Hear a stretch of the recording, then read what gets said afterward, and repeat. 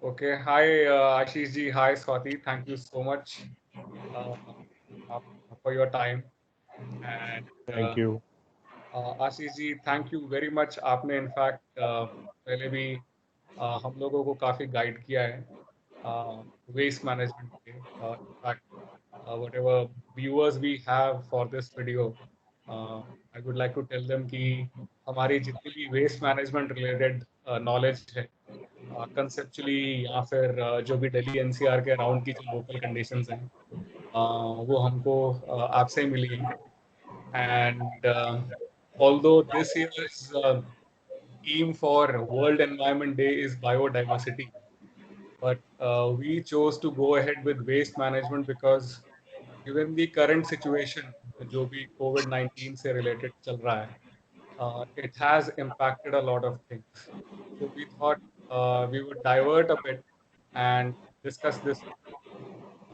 But uh, before we begin, I would request you, आप थोड़ा सा इंट्रोडक्शन दें, और इफ्का के साथ आप क्या कर रहे हैं, आप प्लीज वो थोड़ा बताएं। Thank you, Manish ji. Thank you, Swati, for the opportunity and thanks for your kind words. जो आप लोग ने बोला. Myself Ashish Jain and I'm a founder director of Indian Pollution Control Association. This is an NGO which we conceived in the year 2001, and basically we are working on waste management uh, from the very beginning. And आप सभी को पता होगा कि India का जो पहला notification आया था municipal solid waste handling and management rule 2000. So India के अंदर रूल एंड आईपीसीए दोनों ऑलमोस्ट सेम टाइम पे फॉर्म हुए.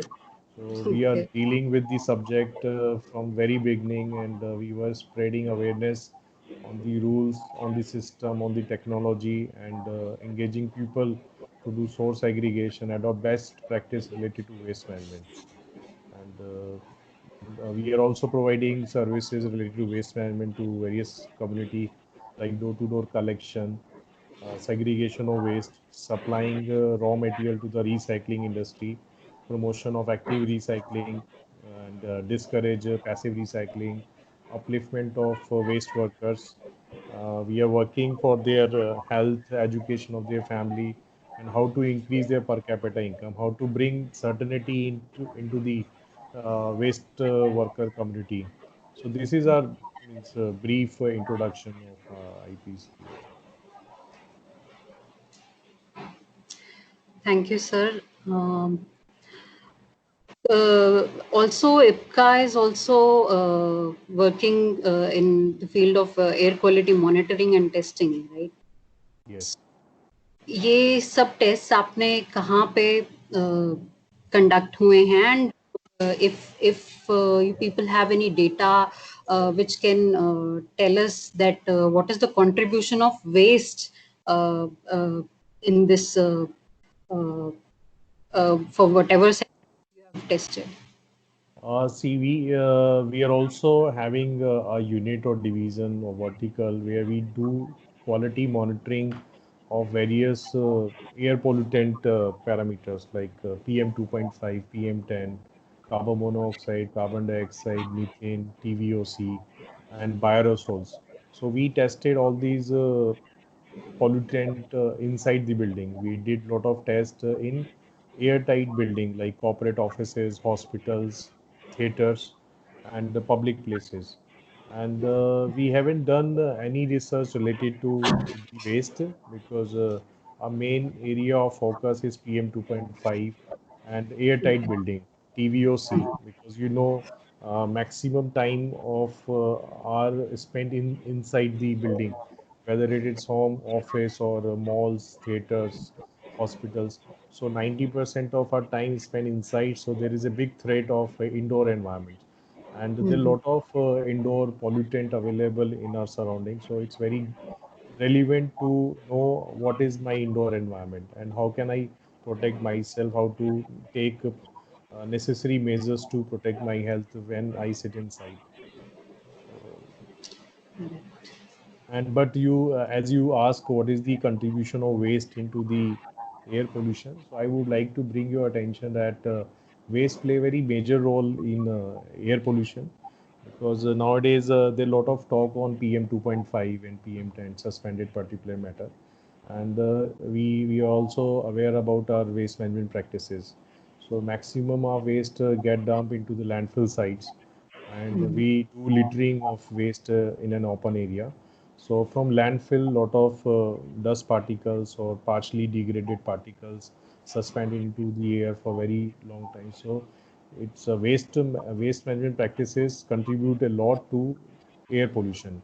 And Mhm. when we dumped our waste to the landfill site, so waste undergo a natural process of decomposition, and in absence of proper oxygen, it releases methane and S2S gases into the environment. So methane, it's a big culprit for the greenhouse gases, 25 times Right. more injurious than carbon dioxide. So methane in our environment is basically due to landfill. And Mhm. we also need lot of trucks or vehicles for transportation of waste from one place to another place. That's also create means gases, toxic gases, dust particle into the environment. If we somehow manage our waste inside our house or inside our colony, or if we somehow manage to adopt or promote decentralized waste Right. management system, then we can reduce the quantity of waste reaching to the landfill site. We can reduce the number of vehicle deployed for the transportation of waste from one place to another place. So Yeah. waste management is also one of the key um, sector which need to be looked into it to reduce air pollution and Right. city like Delhi. Right. In fact, a lot of this And there are a lot of transportation burning sector, we, also when we are not able to collect or transport. So people, to get rid of their jobs, we usually see in the during our morning walks, Safai Karamchari make heap of waste on the roadsides, and to get rid of their job, they just burn it, because it's the easiest way to remove the heap of garbage from the roadside or parks. Many people do such practices. They just burn it, and when we burn any material under unfavorable condition, we release lot of toxic gases into the environment, and that Safai Karamchari also get exposed to those toxic gases. Right. Right, sir. Now, I think this is a very relevant point, decentralization. In fact Swati और मैं इस पे काफी बारे में बात भी कर चुके हैं. इनफैक्ट हमारे ग्रुप में भी जब हम लोग इस चीज पे बात करते हैं वेस्ट मैनेजमेंट पे, तो हम लोग डिसेंट्रलाइज पे ही काफी एम्फेसिस देते हैं कि हाँ, हमारा ओपिनियन ये रहता है कि जितना से ज्यादा डिसेंट्रलाइज हो सके उतना ज्यादा. इन दी करंट टाइम्स जो भी हमारा पैंडेमिक का सिचुएशन चल रहा है, तो जिसमें काफी कुछ इम्पैक्ट हुआ है, which includes transportation also, which is a key component in the entire waste management chain. अगर हम लोग देखा जाए तो क्या आपने भी, सिंस इफ्का is into waste management so actively, so has it impacted any of this or any of your activities also, जो भी transportation या disposal से related हैं, or if you can share some of those details also. Yeah. Yeah. So it's a very good question, and I thank you. You raised this question. Since lockdown, जब से India के अंदर national lockdown आया है, तब से जो waste management में इनफॉर्मल सेक्टर का जो इन्वॉल्वमेंट है, या जो प्राइवेट कंपनीज जो वेस्ट मैनेजमेंट इन्वॉल्व हैं, वो almost shut down, means they are into shut down mode, because of many reasons. Because private vehicles को परमिशन नहीं मिला वेस्ट कलेक्ट करने के लिए, and during the lockdown mainly municipalities और जो गवर्नमेंट ऑथराइज्ड एजेंसीज हैं, लाइक म्यूनसिपल कॉरपोरेशन है, ग्राम पंचायत है, ग्राम सभा है, नगर पालिका है, इन लोगों के द्वारा ही वेस्ट का मीन्स वेस्ट को कलेक्ट किया गया और उसको ट्रांसपोर्ट किया गया. जो इंटर स्टेट मूवमेंट है वेस्ट का, वो पूरी तरह से बंद रहा इसमें. और आपने भी ऑब्जर्व किया होगा कि डोर टू डोर कलेक्शन की जो सर्विसेज थी वो भी बंद रही हैं. कुछ कुछ Right. जगहों का मैं छोड़ सकता हूँ कि शायद वहाँ पे कुछ स्पेशल अरेंजमेंट कर दिए गए हों, पासेस वगैरह इशू हुए, बट मैक्सिमम 90% केसेस में door to door collection waste का बिल्कुल बंद रहा है. और जो कलेक्शन हुआ भी है ड्यूरिंग लॉकडाउन वो एक पर्टिकुलर पॉइंट से, मे बी जैसे दिल्ली का अगर एग्जांपल लेते हैं तो म्यूनसिपैलिटी के व्हीकल्स ने ढलाव से लैंडफिल तक का ही एक ट्रांसपोर्ट किया है। And okay. During the lockdown कोई सेग्रीगेशन प्रैक्टिसेस नहीं की गई हैं, बिकॉज इनफॉर्मल सेक्टर्स को अलाउ नहीं किया गया डोर टू डोर कलेक्शन में, और इनफॉर्मल सेक्टर ने खुद भी एक डिसीजन लिया कि वो डोर टू डोर कलेक्शन में इन्वॉल्व नहीं होंगे, because there is a fear of getting infection while right. collecting. We are not into the source segregation. And कुछ जगहों पे या कुछ वॉल्टियल पीपल हैं जो सेग्रीगेशन करते भी हैं, वो भी 2 लेवल पे सेग्रीगेशन करते हैं, जैसे biodegradable and non biodegradable. And you are well aware that now it's mandatory to wear mask for every citizen, and everybody in this country generating huge quantity of biomass waste, which include mask, gloves and PPE kit. तो अभी lockdown से पहले या Covid pandemic से पहले इस तरह के वेस्ट का जो जनरेशन था that is limited to hospital, clinic, nursing homes और जो मेडिकल हेल्थ केयर से रिलेटेड जो इंस्टीट्यूट है वहीं था।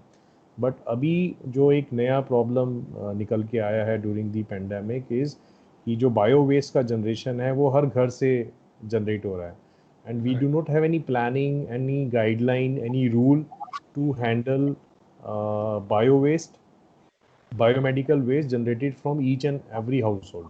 Right. We have a guideline system mechanism for the separate collection of bio waste from the healthcare centers, which include hospital, nursing homes, clinics. But what about biomedical waste generated at my house? Earlier, we used to generate only 0.01% of biomedical waste, and now it's increased up to 300%. And you can see, means you Quite can a jump. observe your daily waste generation rate. Your means if you are having a family of 4 people, they are using four marks every day, so it's an addition to my waste quantity and quality. और तो waste management sector worstly affect हुआ है during this lockdown and due to pandemic. उसके बहुत सारे कारण रहे हैं। एक तो लेबर माइग्रेशन के इश्यूज हैं, लगभग 1 करोड़ से ज़्यादा वर्कर्स अपने नेटिव प्लेस पे मूव कर गए। इसमें काफ़ी सारे लोग ऐसे भी थे जो वेस्ट मैनेजमेंट सेक्टर से जुड़े हुए थे। One reason, so when this lockdown open may be tomorrow when it's unlock phase 1, तो ये जो माइग्रेंट हमारे पास लेबर क्राइसिस रहेंगे, we will not have sufficient man power for the door to door collection. तो जहाँ पे आत्मनिर्भर की बात की गई है दूसरे सेक्टर्स में, मे बी अपने वेस्ट को खुद डिस्पोज करने के लिए भी आदमी को आत्मनिर्भर बनना पड़ेगा। Right. Door to door collection की सुविधाएं शायद अब उतनी एफिशिएंटली नहीं मिलेगा, और जिसका नेगेटिव इम्पैक्ट हमारे पूरे सिस्टम पे, पूरी सप्लाई चेन पे आ सकता है। Because when you dump your waste to some common point like Dalao, so it will get mixed with some other unwanted quantity, और जो क्वालिटी है वेस्ट का रिसाइकलिंग के लिए वो काफ़ी डिग्रेड हो जाता है, उसका कंटेमिनेशन रेट काफ़ी हाई हो जाएगा। एंड सेकेंड रिस्क जो एसोसिएटेड है कि लैक ऑफ सोर्स सेग्रीगेशन और lack of secondary segregation. Source segregation तो पहले भी एक चैलेंज था हमारे सेक्टर में, बट अभी जो चैलेंज आया है वो बिल्कुल ही सेग्रीगेशन रेट 0 हो गया है। बिकॉज वेस्ट वर्कर के अंदर या वेस्ट मैनेजमेंट एजेंसी के अंदर ये फियर है कि जो हम मैन पावर डिप्यूट करेंगे सेग्रीगेशन के लिए, they will get infected.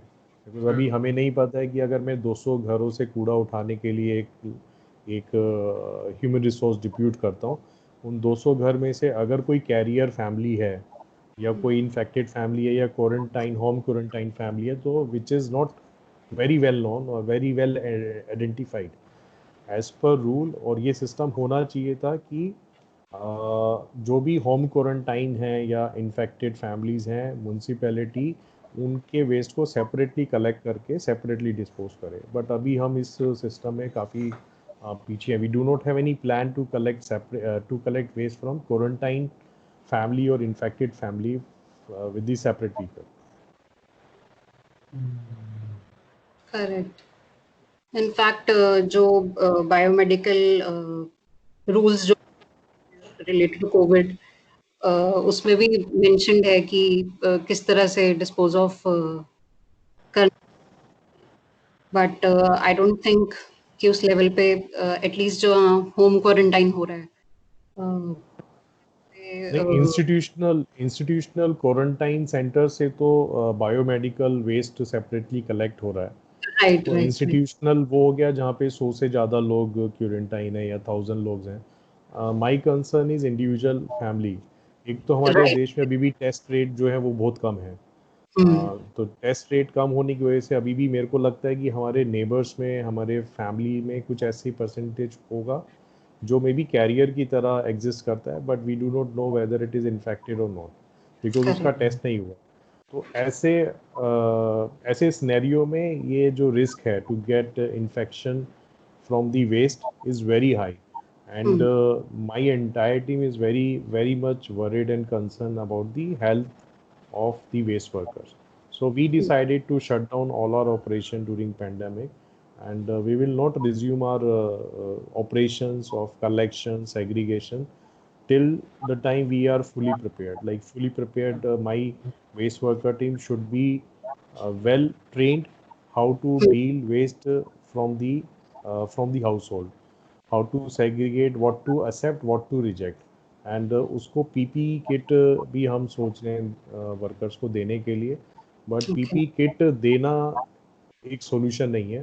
PP kit के बाद उसको कैसे यूज़ करना है, उसको कैसे डिस्पोज करना है, ये ट्रेनिंग जब तक ग्राउंड लेवल पे मेरे वर्कर्स तक नहीं जाएगी, तब तक हमने सोचा है कि हम अपनी वेस्ट मैनेजमेंट एक्टिविटीज़ को रिज्यूम नहीं करेंगे, because health is more important than anything else. Right, right. So in fact, I think at this moment, uh, uh, we can emphasize to all the people who would be watching this video on our social media platforms कि during this time waste segregation का importance actually और भी ज़्यादा बढ़ जाता है. I want to share one incident. जब मेरे घर में हम लोगों ने कंपोस्टिंग से रिलेटेड जब स्टार्ट करने वाले थे हम, तो मेरी मॉम काफ़ी ज़्यादा एप्रीहेंसिव थी इस चीज़ को लेके कि घर में कंपोस्ट बनेगा तो उससे काफ़ी स्मेल आ जाएगी, कीड़े आ जाएंगे, चूहे आ जाएंगे और ये सब। तो हुआ कि किसी ना किसी तरीके उनको कन्विंस किया एंड वो प्रैक्टिस अडॉप्ट हुई, चलता रहा। एंड जैसे आपने एक चीज बताई कि काफी जगह पे इनफॉर्मल वेस्ट कलेक्टर्स का आना ही बंद हो गया। हमारा भी जो वेस्ट कलेक्टर है वो इनफॉर्मली है, वो काफी टाइम तक तो नहीं आए वो। और मेरे मॉम की जो फ्रेंड्स हैं उनके यहाँ पे भी वो लोग नहीं आ रहे थे। एक दिन मैंने अपनी मॉम को अपनी किसी फ्रेंड के साथ बात करते हुए सुना और वो बहुत प्राउडली बोल रही थी कि अच्छा आपका कूड़े वाला नहीं आ रहा है, अच्छा ठीक है।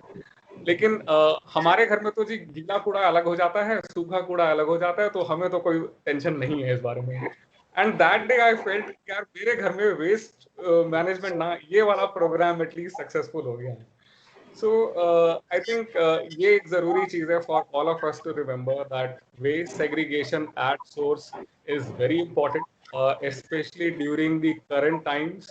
राइट। क्योंकि एक तो उससे आपको खुद को जो उससे जो भी एसोसिएटेड रिस्क है वो आपका खुद का रिस्क रिड्यूस हो जाएगा, प्लस जो भी आपका वेस्ट कलेक्टर है या उससे आगे जहां भी जा रहा है वो चेन पे भी वो रिस्क का जो बर्डन है वो काफी हद तक रिड्यूस हो जाए।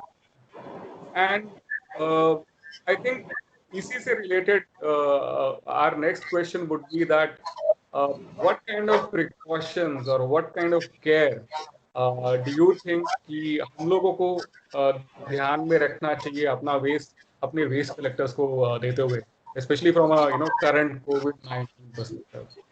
या सी देखिए कि पेंडेमिक को अगर हम एक अपॉर्चुनिटी की तरह से लें, और मुझे लग रहा है कि पेंडेमिक किसी भी तरह का आता है या कोई भी आता है, और आपके साथ में एक फैक्ट शेयर करना चाहता हूँ कि दुनिया में जो सबसे पहला कंसर्न वेस्ट मैनेजमेंट को लेकर आया था वो कोलेरा पेंडेमिक के बाद आया था। दुनिया में जब कोलेरा पेंडेमिक हुआ था उससे पहले वेस्ट मैनेजमेंट कोई सब्जेक्ट ही नहीं था, ना कोई रूल था, वर्ल्ड वाइड कोई रूल नहीं था। तो कोलेरा पेंडेमिक के बाद ग्लोबली या जो डेवलप्ड नेशन है यूरोपियन कंट्रीज ने वेस्ट मैनेजमेंट को एक इम्पोर्टेंट सब्जेक्ट समझ के उसके ऊपर रूल्स रेगुलेशन बनाने शुरू करें। और इंडिया के अंदर जो पहला waste management rule MSW rule 2000 बना था, उसके पीछे भी पेंडेमिक का ही योगदान है। एपिडेमिक, एक प्लेग एपिडेमिक हुआ था सूरत में 1994 में, if you remember. So right. Before 1994 there was no management, no rules, no notification and no system in place in India. So in 1994 plague epidemic के बाद एक PIL सबमिट हुआ। उस PIL को रेफरेंस लेते हुए 2000 में MSW मैनेजमेंट हैंडलिंग रूल 2000 बना था। और ये उसके 1994 के बाद अब 2020 में एक पेंडेमिक आया है।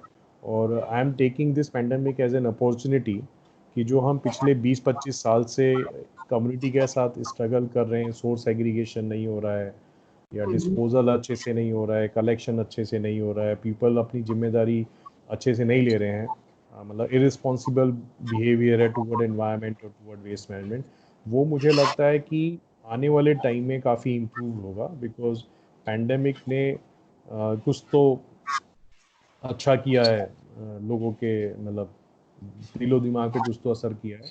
People are more concern about their health. जो मैं देख रहा था कि इंडिया में जो सबसे सस्ती चीज़ हुआ करती थी वो लोगों की ज़िंदगी या उनकी हेल्थ हुआ करती थी। So now people are taking very good care of their health. they understand the value of health and value of life.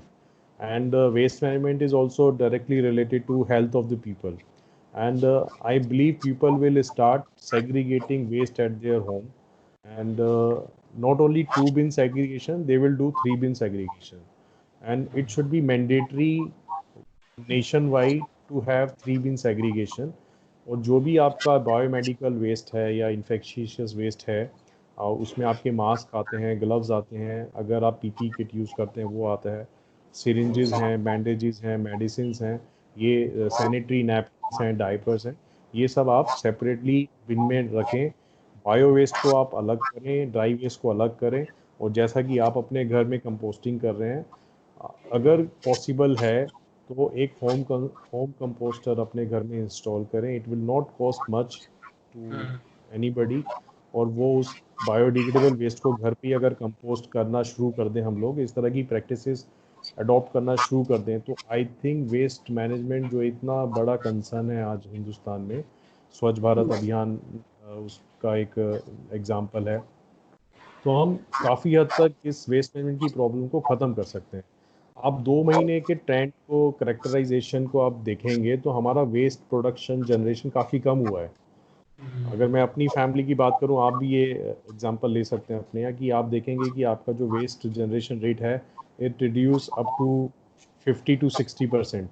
जहाँ हम पहले 3-4 किलो वेस्ट जनरेट करते थे पर डे, अब वो 1.5 से 2 किलो वेस्ट रह गया, क्योंकि हमने अपनी डिमांड्स को लिमिट कर दिया है। बहुत ज़्यादा अननेसेसरी शॉपिंग नहीं हो रहा है, अननेसेसरी बाइंग नहीं हो रहा है, तो बहुत ही जो ज़रूरत के सामान है वही ग्रोसरी के सामान को छोड़ के और किसी तरह की परचेज किसी भी फैमिली में नहीं हो रही है, which result in drastic reduction in the waste,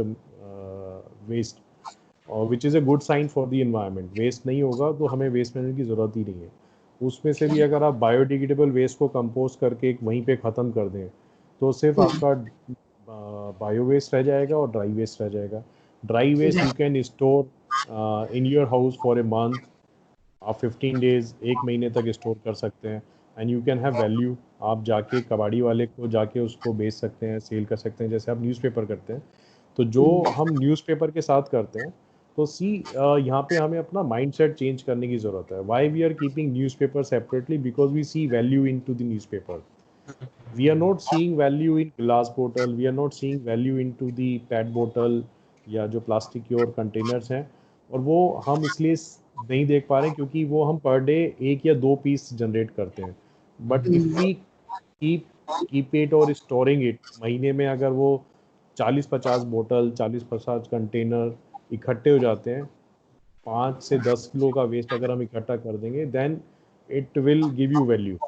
तो जो सारा गेम है वो वैल्यू का है। न्यूज़पेपर हमारा डेली आता है, हमें पता है कि 1 महीने में 30 न्यूज़पेपर हमारे इकट्ठे हो ही जाने, और वो 1 किलो, 5 किलो, 10 किलो बनेगा जिसका मुझे वैल्यू मिलेगा। तो ऐसे ही सेम अटेंशन हम दूसरे ड्राई वेस्ट को देना शुरू कर दें और उसको स्टोर करना शुरू कर दें तो हम उससे वैल्यू लेंगे। तो मेरा बायो वेस्ट का प्रॉब्लम खत्म, ऑर्गेनिक वेस्ट का प्रॉब्लम खत्म, मेरा ड्राई वेस्ट का प्रॉब्लम खत्म, सिर्फ बचा मेरा इन्फेक्टिशियस वेस्ट, जो कि मैं अभी हम उसमें बहुत एडवांस नहीं है, बट उसको हम प्रॉपरली डिस्पोज करें म्यूनसिपैलिटी के व्हीकल के थ्रू ही। और आज के डेट में जो सबसे बड़ी समस्या है वो मास्क की है। और अगर कोई फैमिली मेम्बर स्नीज कर रहा है, कफ कर रहा है, तो बहुत हाई चांसेस है कि मास्क के अंदर वो कोरोना के वायरस आ सकते हैं, और भी जो नॉर्मल फ्लू के वायरसेस हैं वो भी आ सकते हैं। तो इसके लिए कुछ सॉल्यूशंस हैं कि हम जब भी मास्क को या ग्लव्स को डस्टबिन में डिस्पोज करें, उसको हम प्रॉपरली सैनिटाइज करके डिस्पोज करें। सैनिटाइज के लिए आजकल जो हाइपोक्लोराइड सॉल्यूशंस आ रहे हैं उसमें हम डिप करके भी डिस्पोज कर सकते हैं। ओके। अगर किसी के पास आमतौर पे वो हाइपोक्लोराइड सॉल्यूशन नहीं है, तो आप डिटर्जेंट या साबुन से वॉश करके अपने मास्क ग्लव्स को डिस्पोज कर सकते हैं। क्योंकि जो मास्क मास्क हैं वो नॉर्मली प्लास्टिक के बने हुए हैं, नॉन वूवन प्लास्टिक के बने होते हैं मास्क। और ऐसा एक स्टडी में बताया गया है कि जो वायरस है वो सर्जिकल मास्क के ऊपर 3 से 4 घंटे तक रहता है। और अगर प्लास्टिक का आपका कोई प्रोडक्ट है, प्लास्टिक के ऊपर ये 4 दिन तक रह सकता है, स्टे रह सकता है। तो आप हैंड ओवर करने से पहले वेट करें एटलीस्ट 72 आवर्स टू 96 आवर्स, ताकि अगर एक ऐसी कंडीशन आती भी है कि जो मास्क या ग्लव्स हैं वो कोरोना इन्फेक्टेड मटेरियल है, तो we should not hand over those mask immediately to anybody, waste collectors हो या म्यूनसिपैलिटी हो। We can store those mask gloves in a close container at least for 72 hours.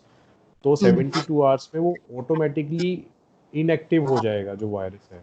And inactive होने के बाद it will be safe to hand over to any waste collector. Suppose waste collector के पास कोई ऐसे प्रोटेक्टिव गियर्स नहीं है जिससे वो अपने आप को प्रोटेक्ट कर सकता है, या जो भी आप उस वेस्ट को हैंडल करता है उसके पास प्रोटेक्टिव गियर नहीं है, अगर आपने उसको 72 आवर्स के बाद हैंड ओवर किया तो वो जो रिस्क है, you are reducing that risk, because हम ये एज्यूम करके चल रहे हैं कि 72 आवर्स में वो जो वायरस है उसके ऊपर, उसकी लेयर के ऊपर वो इनएक्टिव हो जाएगा। राइट। तो ये कुछ सेग्रीगेशन तो मैंडेटरी है ही, वो तो करना ही करना है आपको। साथ में डिसइंफेक्ट करके उसको डिस्पोज करें, जिस कंटेनर में आप डिस्पोज करें वो प्रॉपरली क्लोज्ड हो, क्लोज कंटेनर हो, और उस कंटेनर को आप 3 से 4 दिन के बाद डिस्पोज करें। ओपन लिटरिंग ना करें किसी भी तरह की। हम नॉर्मली देख रहे हैं कि लोग सड़क पे चलते हुए मास्क को फेंक देते हैं, which is a very high risk of spreading this disease. तो ये लिटरिंग की हैबिट को बिल्कुल बंद कर दें। 3-4 स्टेप करेंगे तो I think we will manage our waste very efficiently. Right. So the next question is, do you also think कि COVID-19 की वजह से वेस्ट जनरेशन पैटर्न में भी कोई फर्क आया है? Meaning are people generating more of plastic waste because of the change in their consumption habits? नहीं, डेफिनेटली जैसा मैंने अभी वो बताया कि हमारा जो वेस्ट जनरेशन रेट है वो काफ़ी कम हो गया है। There is a reduction in waste generation rate up to 60%। और वेस्ट का जो करेक्टरिस्टिक्स है वो भी चेंज हो गया है, बिकॉज अभी लॉकडाउन में तो खास तौर पे से जब हमारा परचेज नहीं हो रहा है, we are not buying anything unnecessary, तो उसमें जहाँ पे हमारा प्लास्टिक का कंजम्पशन बहुत ज़्यादा था, you can see your plastic bottle is nowhere in your waste. Plastic containers, आपके जो ग्लासेस हैं वो बहुत ही लिमिटेड, रैपर्स काइंड, सिर्फ आपको अपने वेस्ट में आजकल सिर्फ रैपर्स मिलेंगे जो कि ग्रोसरी के साथ आए हैं, पॉली बैग्स आएंगे। एक तरफ तो हमारा वेस्ट जनरेशन रेट कम हुआ है, उसमें बायो वेस्ट का प्रोडक्शन ज़्यादा है और ड्राई वेस्ट का जो प्रपोजिशन है वो कम है। पहले ये देखा गया था कि अर्बन सिटीज़ लाइक दिल्ली है, गुड़गांव है, जहाँ पे हाई इनकम ग्रुप पीपल रहते हैं जिनका परचेजिंग पावर बहुत हाई रहता है, उस तरह के लोकेशन में 60% ड्राई वेस्ट होता था और 40% आपका वेट वेस्ट होता था। बट आप इन रीजन में भी अगर आप करंट स्टेज में आप इवेलुएट करेंगे तो जो बायो वेस्ट का जो जनरेशन है, प्रपोजिशन है, वो 60% है, और ड्राई वेस्ट का जो प्रपोजिशन है वो 40% है। ड्राई वेस्ट में भी जो हार्ड प्लास्टिक्स हैं वो कम हैं, आपके रैपर्स का क्वांटिटी ज़्यादा है, बिकॉज आपकी ज़्यादातर बाइंग जो है वो ग्रोसरी से रिलेटेड है। पेपर वेस्ट कम हो गया है, तो आपके ड्राई वेस्ट की जो वैल्यू है ओवरऑल वो कम हो गई है। इस वैल्यू कम होने से वेस्ट कलेक्टर्स की इनकम के ऊपर काफ़ी फ़र्क पड़ा है, बिकॉज जो हमारे डोर टू डोर कलेक्शन में जो वेस्ट वर्कर्स इन्वॉल्व होते थे, उनका जो सिंगल सोर्स ऑफ इनकम था वो ये ड्राई वेस्ट ही होता था। तो आने वाले टाइम में अगर यही पैटर्न से हमने वेस्ट जनरेट किया, तो आई I'm worried that it will impact the income of waste collectors, and it will impact the entire supply chain of waste management, because recycling industries को enough quantity में raw material नहीं मिलेगा। एक तो waste generation कम हो रहा है, दूसरा सेग्रीगेशन कम होगा, और सेग्रीगेशन कम होने के कारण जो रिसाइकलिंग इंडस्ट्रीज हैं देश के अंदर, they will not get enough supply of the raw material. And this is one scenario. And second scenario, जो मास्क और जो हम सेफ्टी गैजेट्स यूज़ कर रहे हैं आजकल पीपी में, उसकी वजह से प्लास्टिक का कंजम्पशन इस सेगमेंट में इंक्रीज़ हुआ है। और कुछ लोगों ने इसका एडवांटेज भी लिया है, because there was a rule, PWM rule 2016, plastic waste में rule 2016, which was notified in year 2016, and under this law many kind of plastic, single use plastic की अगर हम बात करें, जो वन टाइम यूज़ करके डिस्पोज कर दी जाती थी, उसका काफ़ी स्टेट्स के अंदर बैन था। और less than 50 micron plastic was band since 2016। But under this pandemic condition, जो इतने भी आपके मास्क हैं या पीपी किट हैं, they are less than 50 micron, तो उसका कंजम्पशन हमारा बढ़ गया है।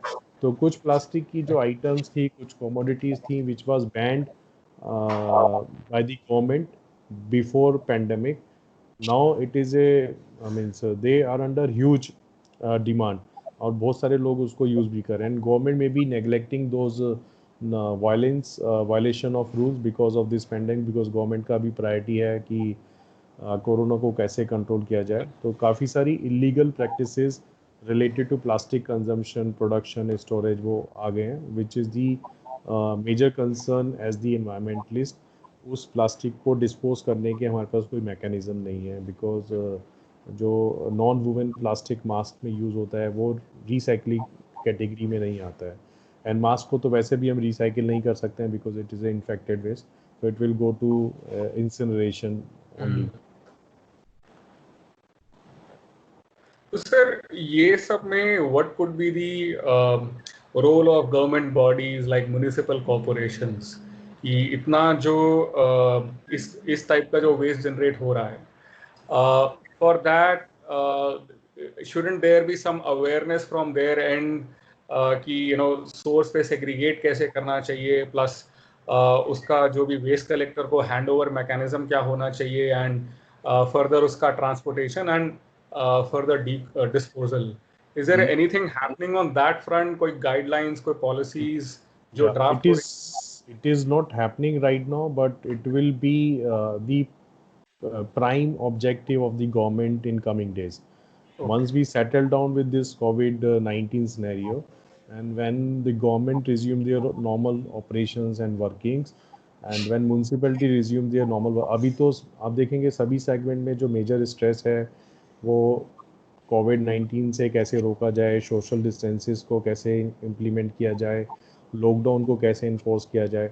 अब लॉकडाउन में ढील मिली है, अनलॉक वाला प्रोसेस शुरू हुआ है, Right. एंड जैसे जैसे लोग अपने नॉर्मल बिजनेस को रिज्यूम करेंगे, तो ये वेस्ट मैनेजमेंट जो सेगमेंट है फिर से प्रायोरिटी लिस्ट पे आएगा। एनफोर्स करने के लिए गवर्नमेंट आएंगी, एंड जो इसमें एक्सपर्ट्स हैं, जो इंस्टीट्यूशंस हैं, एनजीओज हैं, they will highlight this issue, may be media will highlight this issue, और may be this video will also help to highlight this particular issue and bring attention of the policy makers, government, to make some policy. And इसमें awareness, skill development, दो component हैं जो बहुत ज़रूरी हैं। इस पूरे सिनेरियो में जो सबसे बड़ा कंसर्न है वो health and safety of the waste workers, जिस पे अभी तक कोई कायदे, नियम, कानून नहीं बने हैं, और कोई उन तक वो सेफ्टी टूल्स कैसे पहुंचाए जाएंगे, पीपी किट कैसे पहुंचाई जाएगी, it will add cost to the system also. Because अभी इनफॉर्मल सेक्टर मेरे घर में या आपके घर में आता था, वो बिना किसी सेफ्टी गियर्स के आता था, तो तब चलता चलता था। बट अभी अभी चलेगा नहीं, बिकॉज अभी जो रिस्क फैक्टर है वो हाई है। विदाउट पीपीई गियर्स कोई भी वेस्ट वर्कर्स वेस्ट से रिलेटेड एक्टिविटी नहीं करे, ऐसा कानून बनना चाहिए।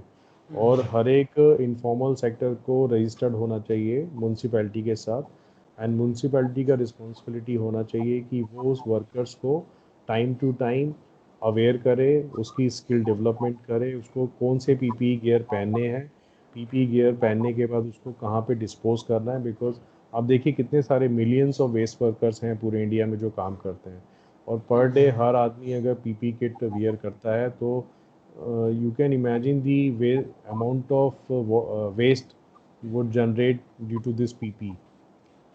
उसको डिस्पोज करने के क्या मैकेनिज्म होने, तो अभी बहुत सारा काम करने की ज़रूरत है। इसीलिए मैं कह रहा था कि ये एक अपॉर्चुनिटी है, ये पेंडेमिक हमें एक ऐसा सिस्टम दे सकती है जिसकी हम कल्पना कर रहे हैं बहुत सालों से। ये ऐसा सिस्टम होना चाहिए जिसको लोग फॉलो करें, एनफोर्समेंट अच्छा होगा, सिस्टम अच्छे होंगे, और एक अच्छा भविष्य मिल सकता है हमें। Right. Right. Just like post cholera, there was some activity, and I think this pandemic can play some role. This pandemic will bring lot of change in our society. Our behavior will change. Maybe we will behave more responsibility. We will carry more responsibility on our shoulders toward environment, because we have seen the change in environment due to this lockdown. Lockdown के अंदर हमारा air quality improve हुआ है, हमारा water quality improve हुआ है। I think लोगों ने ये रियलाइज़ किया है कि जब वो घर के अंदर बैठे थे तो एनवायरनमेंट के ऊपर उनका नेगेटिव, मतलब उनका पॉजिटिव इम्पैक्ट था। तो अगर वो अपने बिहेवियर को चेंज करेंगे, अगर वो वेस्ट को लिटर नहीं करेंगे, अगर वो रिसोर्सेज का रिस्पॉन्सिबली यूटिलाइज करेंगे, तो it will give positive impact on the environment. Right. In fact, from the implementation perspective, also we have seen some change. I think कुछ टाइम पहले तक हम ये नहीं सोच सकते थे कि जैसे स्पिटिंग जो कि Yeah, spitting is banned all over India. There is a charge. मतलब अभी तक स्पिटिंग बहुत नॉर्मल होता था कि थूकना बहुत ही आम प्रक्रिया है। अभी सभी गवर्नमेंट ने 5-5 हज़ार रुपए तक के फाइन है, and you will be surprise, अभी आपको बहुत कम ऐसे, जैसे I have never means I have not observe any spitting on road.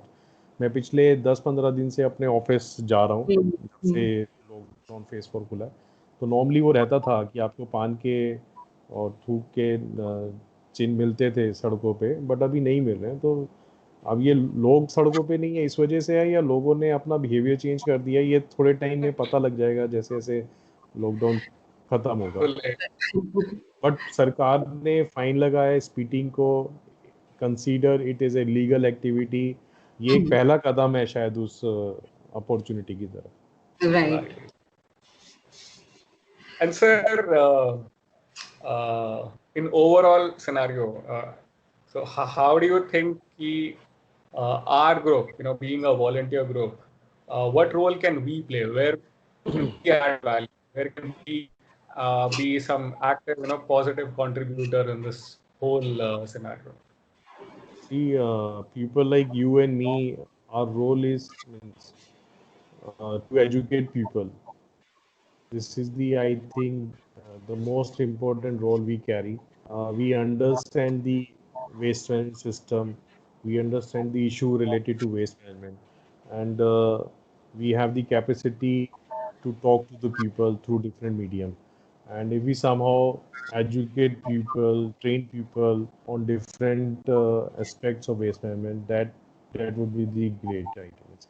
Like you have a team of volunteers, they can reach into different sectors, school, colleges, RWA, हर एक को individually जा के, आपके पास जो भी माध्यम है, आपका सोशल मीडिया है, आपका प्रिंट मीडिया है, आपके ग्रुप्स हैं, उसके थ्रू इस सब्जेक्ट को इतना पॉपुलर अगर हम बना दें, और अपनी आवाज़ को हम गवर्नमेंट तक भी कहीं पहुंचा सकें, अगर हमें लगे कि गवर्नमेंट इस सेक्टर में वीक है या कुछ नहीं कर रही है, तो एक कलेक्टिव अप्रोच से गवर्नमेंट तक भी हम अपने डिफरेंट मीडियम के थ्रू वो आवाज़ें पहुंचा सकते हैं।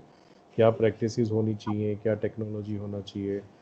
जैसे कोविड-19 में गवर्नमेंट की तरफ से एक बहुत बड़ी जो टेलीफोन रिंग के साथ उन्होंने जो मैसेजेस भेजे थे, and I think that play very beautiful. जब भी एक फ़ोन उठाते थे आपको सुनना ही है वो मैसेज, 30 सेकंड का या 60 सेकंड का, वो मैंडेटरी हो गया सबको सुनने के लिए। तो अगर आफ्टर दिस पैंडेमिक अगर ये हम प्रैक्टिसेस कंटिन्यू रखें और वो सोशल मैसेजेस चाहे वो वेस्ट का हो चाहे डिफरेंट सब्जेक्ट के ऊपर, जो मिनिस्ट्री ऑफ इंफॉर्मेशन टेक्नोलॉजी है, if they keep on this practice spreading messages, एक बहुत बढ़िया मीडिया होगा अवेयरनेस करने के लिए। Right. Um, so there were some questions from the social media audience.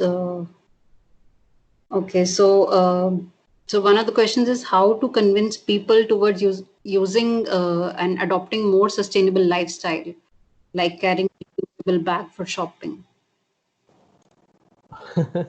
This is the very difficult question because this is my personal experience. It's very difficult to educate educated people. For me, it was very easy to convince unskilled or illiterate person because he give you respect, he understand you, and he start following you. But whenever I approach to any educated family or person, so there is a ego clash between two educated persons. So he knows better than me, he understands things better than me, and who am I to tell him कि ये Right. आपको करना है, ये आपको नहीं करना है। तो I think as a responsible citizen हम जब भी किसी कन्वर्सेशन में आए तो सबसे पहले हम अपनी ईगो को साइड में रखें। आपको कोई बातें बता रहा है उसको रिस्पेक्टली सुने और कोशिश करें अगर उसमें से कुछ अच्छी बातें हैं तो उसको अडॉप्ट करें, क्योंकि जो भी आपको कुछ समझा रहा है वो आपके बेहतर के लिए है। हमें समझना है कि अगर आप अपना बिहेवियर चेंज करते हैं तो आप किसी के ऊपर एहसान नहीं कर रहे हैं, वो आप अपनी ज़िंदगी को इम्प्रूव करने के लिए वो काम कर रहे हैं। तो ये अगर हम अप्रोच रखेंगे, और ये एक डिफ़िकल्ट टास्क है लोगों को कन्विंस करना, और आईपीसीए खुद 20 सालों से इसी कार्य में जुड़े हुए हैं। आप लोग भी, जो आपकी टीम है वो भी कम्युनिटी के साथ काम कर रही है, and you also understand how difficult it is to convince people not to litter, segregate, do decentralize, do home composting. मतलब बहुत छोटे छोटे चीज़ें हैं जिस पे लोग ईजिली अडॉप्ट कर सकते हैं बट नहीं करते हैं।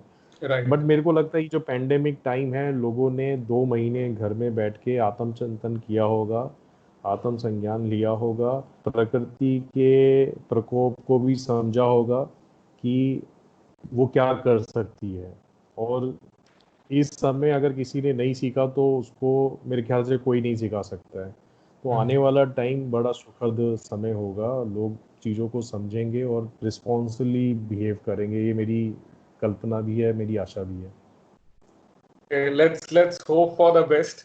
I think लेट्स हाँ होप फॉर ये द बेस्ट।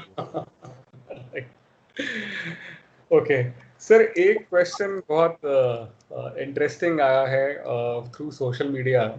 किसी ने पूछा है if there is a way to convert plastic into petroleum fuel, and if so how can हाउसवाइफ्स, students, working professionals, etc., I mean people like us also in fact can play a role in that, let's say, from the collection of such plastic waste perspective and channelizing it to the right medium. So there is a technology available, that technology called pyrolysis. So Okay. pyrolysis technology के through आप plastic को mineral oil में convert कर सकते हैं। Okay. मतलब जो उसका एंड प्रोडक्ट होता है उसको हम एलडीओ बोलते हैं, low density oil. It's a kind of mineral oil जिसको आप डीजल के साथ मिक्स करके आप इंडस्ट्रियल यूज़ में ला सकते हैं। आप पेट्रोल तो नहीं बना पाएंगे बिकॉज उसका जो क्वालिटी होता है, जो ग्रेड होता है वो इतना फाइन नहीं होता है।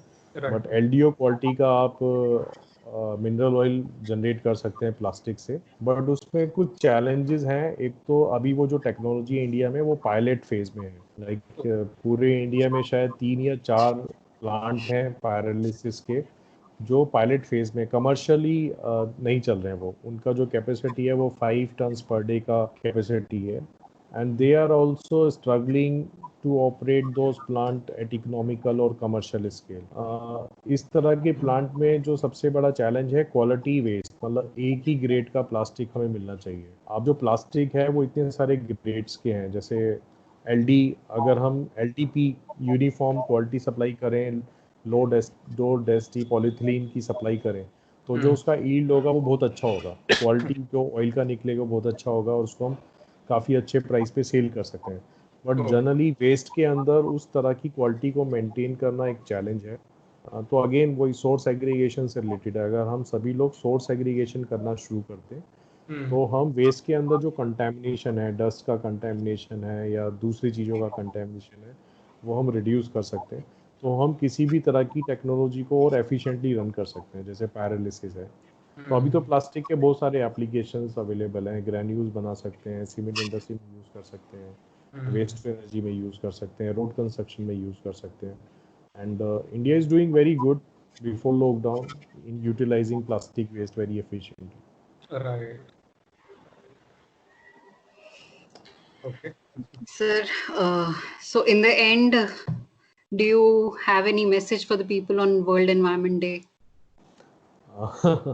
See, I just want to say कि environment, without environment we can't imagine our existence. So environment is very important part of our life and our existence, and we should give respect to the environment. We should not take it for granted, and whatever we can do, we should do for the environment. And whatever